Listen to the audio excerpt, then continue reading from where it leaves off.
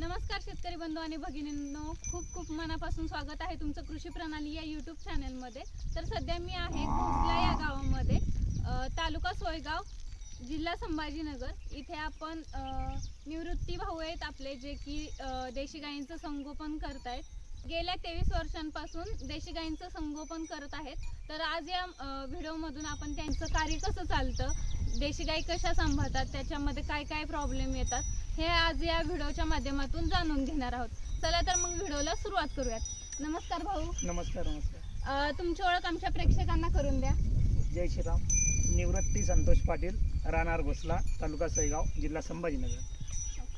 मग तुमचं शिक्षण वगैरे काय झालं, म्हणजे तुम्ही ह्याच्याकडे कसे वळलात देशी गाय सांभाळण्याकडे? तर आमच्याकडे पहिले एकच गाय घेतली होती। आमचा भाऊ आहे, बंधू मोठे, त्यांना मुलगा झाला होता ऋषिकेश।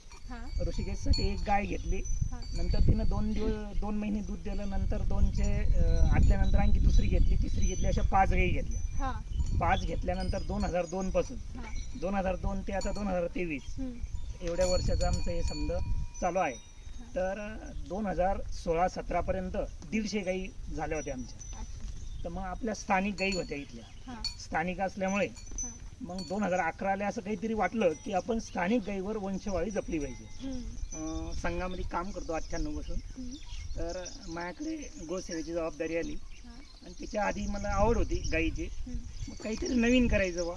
आपला स्थानिक ज्या गायी आहेत यांच्यावर मी लाल कंधार ओळू आणला पहिल्यांदा। म्हणजे इथली स्थानिक गावरान गाई, लाल कंधार? नाही, इथली स्थानिक लाल कंधार नाहीये, ही स्थानिक म्हटलं तिकडे लातूर भागामधले आहे। हो, तर मी तिकडून एक लातूरून शरद पाटील आहे, त्यांच्याकडून लाल कंधार ओळू आणला पहिल्यानं 2012 मध्ये।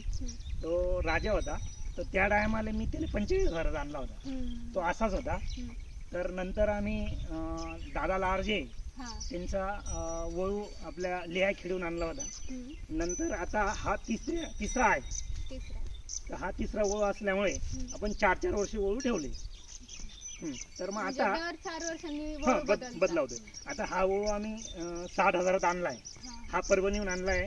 तर आता हा लाल कंधारीचे वैशिष्ट्य हे आपल्या डोळ्याचं एक काळ, हे पायाचं त्याचे हे काळे ओन पाहिजे, असे त्याचे वैशिष्ट्य आहे।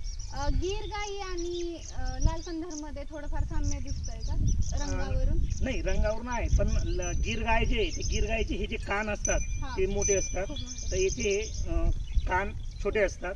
आणि हे जे गुमुट असतं त्याचं ते लांब असतं। आणि तो आपला गीर गाईचा ओळू एवढा तापड नसतो। शेतीसाठी जर म्हटलं तर लाल कंधारी एक नंबर आहे, खिल्लार लाल कंधारी एकदम चांगला जात आहे। तर आता आपण वंशवाळी जपतोय। आपल्या ज्या पहिल्यानं स्थानिक गायी होत्या या 1 लिटर दूध देणाऱ्या होत्या, तर आता आपल्या 4 लिटर पर्यंत गायी गेल्या। आपण आता पाहू शकता आपल्या गायी। तर मग तर आपल्याला चांगल्या हे होऊ राहिलं। आता हा जो आहे हा वळू त्याच्या आईचं 5 लिटर दूध केलेलं आहे। तर हा 5 लिटर पेलेलं आहे, तर याच्यापासून आता जी येणारी पिढी आहे ही चांगली आपल्याकडे 6 लिटर पर्यंत जाईल अशी मला वाटतं, गॅरंटी आहे।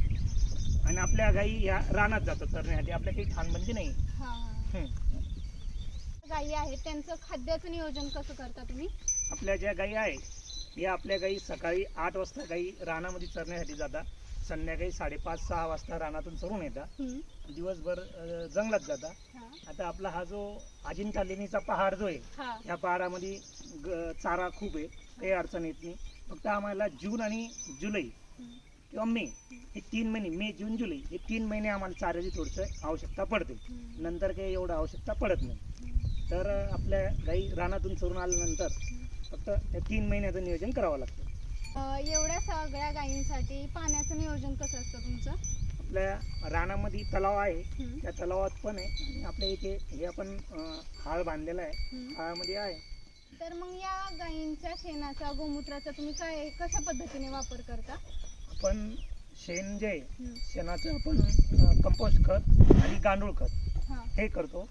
आणि दुसरा विषय आपण गोमूत्र जे तर गोमूत्राचं आपण जे रोज गोमूत्र आपलं 50 लिटर सापडतं, 40-50 लिटर, तर 20 रुपये लिटर प्रमाणे या भागामध्ये मिरची आणि अद्रक खूप आहे। तर शेतकरी नेतात 20 रुपये लिटर प्रमाणे, कोणी 50 लिटर नेतं, कोणी 100 लिटर नेतं, असं नेतात। आणि आपण जे आपली शेती आहे आपल्या शेतामध्ये आपण वापरतो। तर 20 दिवसाला आपण 20 लिटर गोमूत्र सोडतो. हा. आणि शेणाचे प्रक्रिया वगैरे काय करता का? प्रक्रिया म्हणजे जे आपण कंपोस्ट खत करतो, नाही, जीवामृत वगैरे काय बनवता का? हो, स्लरी? जीवामृत बनवतो, डिकंपोजर, गोकृपामृत, काही अडचण गौऱ्या बनवतो. आणि गौऱ्या हवनसाठी आपण विक्रीसाठी आहे. आणि अग्निहोत्र आणि दंतमंजन पण आपण बनवतो. अच्छा. काळं दंतमंजन आहे गौरीच्या याच्यापासून बनवलेलं. गाईंचं दूध निघतं. हा. आपण हे काही डेअरीवर दिलेलं नाही. हा. आपण घरी दूध काढल्यानंतर तापवल्यावर तूप काढतो आणि तूप 2500 रुपये किलो विकतो. अच्छा. मग ही विक्री पूर्ण महाराष्ट्रभर आहे का? आता महाराष्ट्रभर तर नाही, पण जे आपले मित्रमंडळी बाकीचे परिचयाचे आहे हा. तेच आपल्याला कमी पडतंय. आपण द्यासाठी कमी पडतो. म्हणजे मागणी असं खूप आहे. हा, मागणी. मग या गायी सांभाळताना तुम्हाला सुरुवातीपासून कोणकोणत्या अडचणींना सामोरं जावं लागलंय? अडचणींना आता खूप सामोरं जावं लागतं. एवढं सोपं नाही. ज्या दिवशी सण आहे, हा. दीपावली असू द्या, पोळा राहू द्या, शिलांगण, दसरा राहू द्या, का आखाजी राहू द्या, हा. जे माणसं असतात ते राहत नाही. तर त्या टायमाला आपल्याला स्वतः ह्या गाईंचं सारं रानामध्ये जावं लागतं. तर त्या टायमाला असं मालकासारखं राहावं नाही लागत. बरोबर. या 2 गोष्टी आहे अडचणी. आणि चाऱ्याचं नियोजन. चारा म्हणजे ज्या टायमाला दुष्काळ असतो त्या टायमाला खूप चाऱ्याचं नियोजन करावं लागतं. मग तुम्ही कसं करता? आपण आपल्या घरच्या शेतामध्ये पण चारा टाकतो. हा. नाही तर आपण विकत आणतो काही चारा. पण जर दुष्काळ वाटला तर आपल्या गाई रानात जातात. हा. पण रानात चरून आल्यानंतर हा. एक टाइम आपण आपल्या गाईंना चारा टाकतो. तर आपण घाटावर खूप मक्के हा. तर 3000, 4000, 5000 पर्यंत एक ट्रॉली मक्का भेटतो. सर्वसाधारण 4000 रुपये धरा. हा. ह्याप्रमाणे आपण स्टॉक करून ठेवतो. इथे गोडाऊन आहे, गोडाऊनमध्ये आपण ठेवलेलं असतं भरलेलं. वर्षभर किती चारा लागतो गायींना? गाईंना आपल्या वर्षभर कमीत कमी 30 ते 40 ट्रॉली चारा लागतो जर आपण व्यवस्थित जर टाकलं तर. की जिकडे तिकडे HF गायींचं किंवा विदेशी ज्या होस्टन गायी आहेत त्यांची मागणी वाढते कारण त्या जास्त दूध देतात. परंतु तुम्ही ह्या गायी, देशी गायी सांभाळण्याचं कसं काय हे केलं? एक आवड होती हा. आमच्या वडिलांपासून.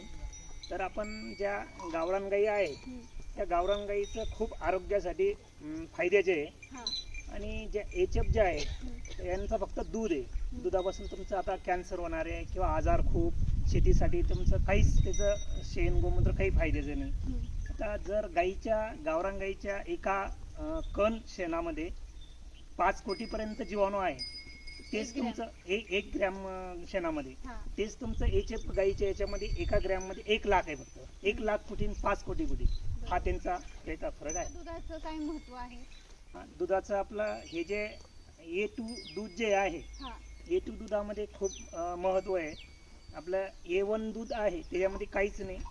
तर आपलं सुवर्ण शारदे आहे गोमूत्र शेणात दुधात याच्यात आहे, त्याच्यात नाही. आरोग्यासाठी हे एक अमृत. HFच्या तुलनेत या गायींचं कसं असतं, म्हणजे आजाराला बळी कशा पडतात वगैरे? ज्या HF गायी आहे त्यांना कंटिन्यू डॉक्टर लागतो. बरोबर. आपल्या ज्या गावरान गायी आहे यांना डॉक्टर लागत नाही. आता ह्या ज्या आपल्या लहान मोठ्या 40 गायी आहे या 40 गायीचा वर्षाचा जर डॉक्टरचा खर्च म्हटला तर 5000 पण येत नाही. तर त्या गायींचा एका गायीचा 4-5 हजार रुपये सहज त्या गायींचा खर्च येतो. यांना तुमचं काहीच नाही एवढं. म्हणजे ऊन जरी जास्त असेल, पाऊस जास्त असेल, त्या तग धरत नाही. ह्या तग धरता त्या HF तग धरत नाही. ज्या तुम्ही देशी गायी सांभाळताय त्यांच्या शेण गोमूत्रापासून जे वेगवेगळे प्रोडक्ट तयार करतायत, गोवऱ्या असो, धूप असो किंवा दंतमंजन असो किंवा तूप असो, हे जर महाराष्ट्रातील लोकांना घ्यायचं असेल तर तुमचा जरा संपर्क क्रमांक सांगितला अजून एकदा तर बरं होईल. निवृत्ती पाटील, राहणार घोसला. माझा फोन नंबर आहे 9860507479. तुम्ही केव्हाही फोन लावू शकता आणि बोलू शकता. धन्यवाद. धन्यवाद.